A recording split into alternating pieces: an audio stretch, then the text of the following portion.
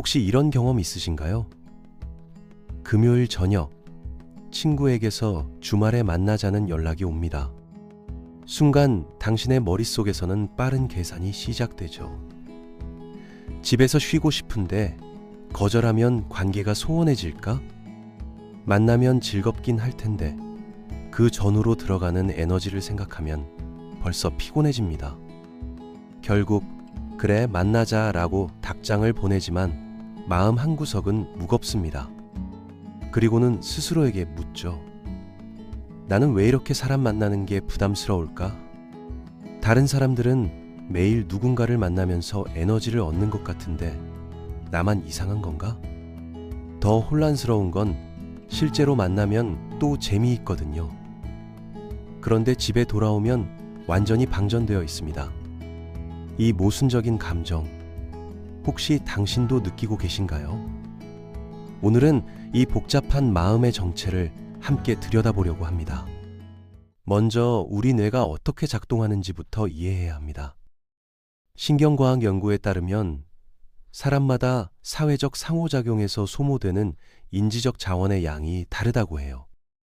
어떤 사람들은 대화할 때 상대방의 표정, 목소리 톤, 바디랭귀지, 말의 숨은 의미까지 동시에 처리하거든요.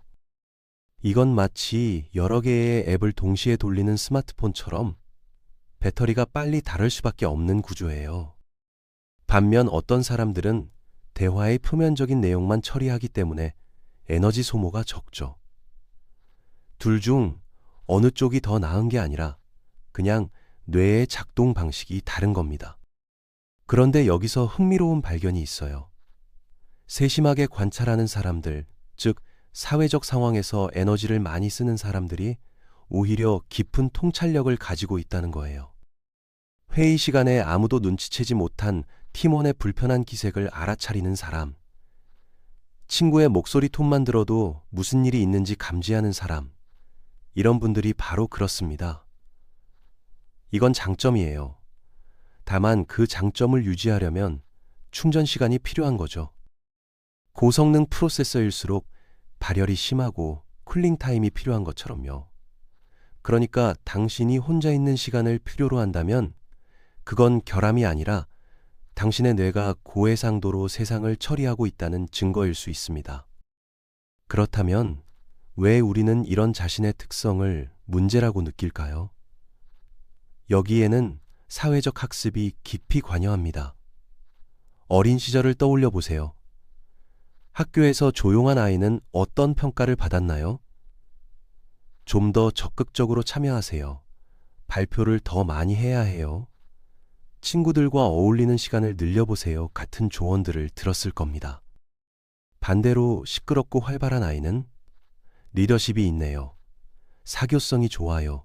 인기가 많군요. 같은 긍정적인 피드백을 받았죠. 이런 경험이 쌓이면서 우리는 무의식적으로 학습합니다. 외향적인 게 정상이고 내향적인 건 고쳐야 할 뭔가라고요. 직장 문화도 마찬가지예요. 회식 문화를 생각해 보세요. 팀워크 강화하는 명목으로 개인 시간을 희생해야 하고 참석하지 않으면 협조적이지 않다는 평가를 받기도 하죠. 업무 시간에도 개방형 사무실에서 끊임없이 사람들과 상호작용해야 하고 점심시간조차 혼자 먹으면 왜 혼자 먹어? 같이 먹자는 말을 듣습니다.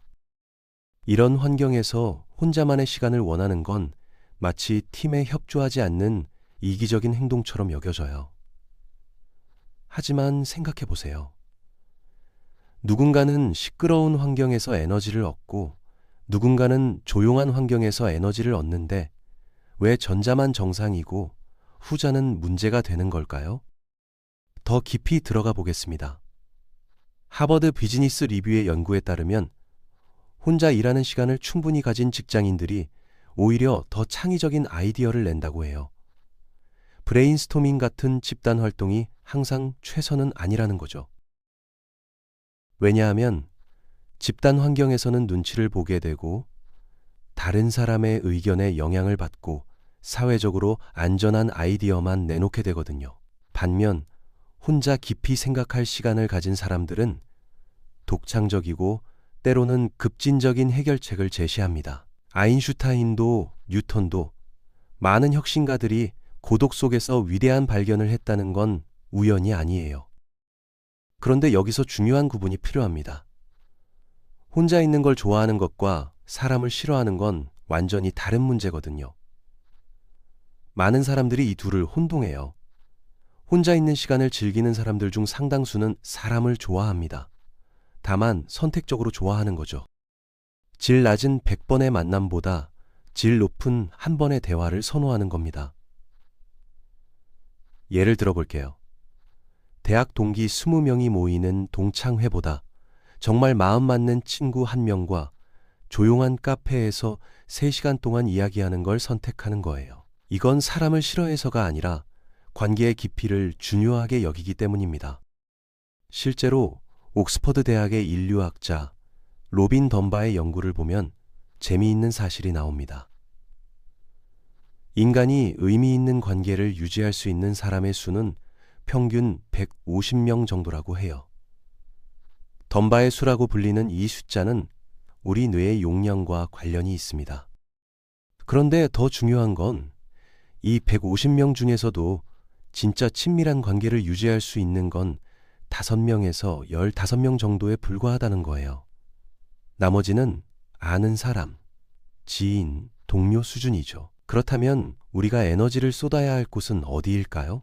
150명 전부에게 고르게? 아니면 진짜 중요한 5명에서 15명에게 집중적으로? 여기서 에너지 경제학이라는 개념을 도입해 봅시다. 당신에게 주어진 사회적 에너지를 100이라고 가정해 보세요. 이걸 어떻게 쓸 것인가의 문제입니다. 옵션 A는 100명의 사람들에게 하나씩 나눠주는 거예요. 모두와 피상적인 관계를 유지하는 거죠.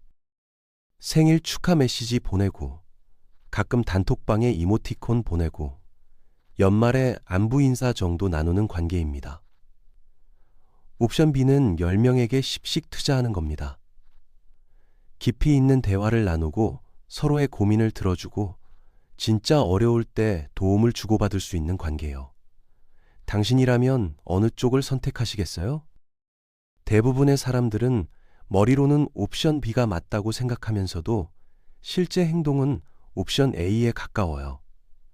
왜냐하면 주변의 압력 때문이죠. 회사 동료의 생일 파티에 안 가면 눈치 보이고, 친척 모임에 빠지면 예의 없다는 소리 듣고, SNS에서 연락 온 옛 친구를 무시하면 이상한 사람 취급받으니까요.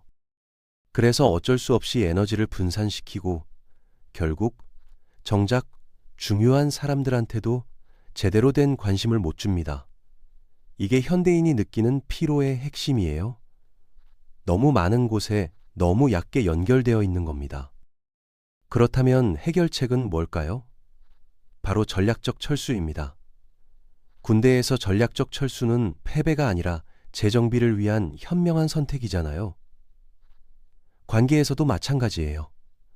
모든 관계를 다 유지하려고 애쓰다가 지치는 것보다 의미 없는 관계에서는 과감히 거리를 두고 진짜 중요한 관계에 집중하는 게 훨씬 현명합니다. 예를 들어 1년에 한 번 보는 대학 동기 모임보다 한 달에 한 번 만나는 진짜 친구와의 시간이 당신 인생에 훨씬 큰 의미가 있을 거예요. 회사에서도 모든 회식에 참석하기보다 정말 함께 일하고 싶은 동료들과만 깊은 관계를 맺는 게 장기적으로 더 유익하죠. 여기서 많은 분들이 걱정하는 게 있어요. 그렇게 관계를 정리하다 보면 나중에 외로워지는 거 아닌가요? 좋은 질문입니다. 하지만 외로움과 고독을 구분해야 해요. 외로움은 원하는 연결이 없을 때 느끼는 결핍감이고, 고독은 선택한 홀로 있음의 상태거든요. 100명의 피상적인 관계 속에서도 외로울 수 있고, 혼자 있어도 전혀 외롭지 않을 수 있어요. 실제로 UCLA의 연구를 보면 많은 사람들과 연결되어 있다고 느끼는 것보다 누군가 나를 진짜로 이해한다고 느끼는 게 외로움 해소에 훨씬 효과적이라고 합니다. 구체적인 예를 들어볼게요. A씨는 매주 3번씩 친구들을 만나고 회식에도 빠짐없이 참석하고 SNS에도 열심히 활동합니다. 겉으로 보기엔 인기 많고 사교적인 사람이죠. 하지만 A씨는 밤마다 공허함을 느낍니다. 이 많은 사람들 중에 진짜 내 이야기를 들어줄 사람이 있을까? 내가 힘들 때 연락할 수 있는 사람이 있을까? 반면 B씨는 한 달에 한두 번 정도만 사람을 만나고 대부분의 시간을 혼자 보냅니다. 하지만 B씨에게는 무슨 일이 있어도 연락할 수 있는 친구 3명이 있고 그들과는 어떤 이야기도 나눌 수 있어요. 누가 더 외로울까요? 역설적이게도 A씨일 가능성이 높습니다. 그렇다면 실천 방법을 구체적으로 알아봅시다. 첫째, 당신의 에너지 패턴을 기록해 보세요. 2주 정도 일기를 쓰면서 어떤 활동 후에 에너지가 충전되고 어떤 활동 후에 소진되는지 적어보는 겁니다. 예를 들어 오늘 5명이 모인 저녁 모임 마이너스 에너지 70% 소진, 친구 A와 1대1 카페 마이너스 에너지 30% 충전, 이런 식으로요. 2주 후의 패턴을 보면 어떤 종류의 만남이 당신에게 맞는지 명확해집니다. 그럼 그 다음부터는 에너지를 충전시켜주는 관계에 더 많이 투자하고 소진시키는 관계는 줄여나가면 됩니다. 둘째, 거절의 기술을 연습하세요. 많은 분들이 거절을 못하는 이유는 죄책감 때문이에요. 내가 거절하면 상대방이 상처받지 않을까? 나를 이상하게 볼까? 하지만 생각해 보세요.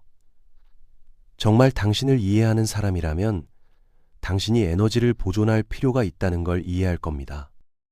거절하는 방법도 중요한데, 미안해, 오늘은 좀 쉬고 싶어 라고 솔직하게 말하는 게 핑계를 대는 것보다 낫습니다. 처음엔 어색하겠지만 몇 번 연습하다 보면 자연스러워져요. 그리고 신기하게도 당신이 솔직해질수록 상대방도 솔직해지는 경우가 많습니다. 나도 사실 오늘 쉬고 싶었어 라고 말이죠. 셋째, 혼자 있는 시간을 능동적으로 디자인하세요. 그냥 막연히 집에서 빈둥거리는 게 아니라 진짜 하고 싶었던 일을 하는 겁니다. 예를 들어 오랫동안 미뤄뒀던 책 읽기, 새로운 취미 시작하기, 산책하며 생각 정리하기, 좋아하는 음악 들으며 명상하기 등등이요. 이렇게 의미 있는 활동으로 채워진 혼자만의 시간은 당신을 재충전시켜줄 뿐만 아니라 더 흥미로운 사람으로 만들어줍니다. 그리고 다음에 사람들을 만났을 때 나눌 이야기도 더 풍부해지죠. 넷째, 온라인과 오프라인의 경계를 지혜롭게 활용하세요. 직접 만나는 건 부담스럽지만 연락은 하고 싶은 사람들이 있잖아요. 그럴 땐 영상통화나 음성 메시지를 활용하면 됩니다. 집에서 편하게 있으면서도 얼굴을 보고 이야기할 수 있으니까요. 또 어떤 사람들과는 텍스트로만 소통하는 게 더 편할 수도 있어요. 각자에게 맞는 소통 방식을 찾는 게 중요합니다. 모든 관계를 똑같은 방식으로 유지할 필요는 없어요. 마지막으로 당신만의 사회적 배터리 충전 루틴을 만드세요. 운동선수들이 경기 후 회복 루틴이 있듯이 당신도 사회적 활동 후 회복 루틴이 필요합니다.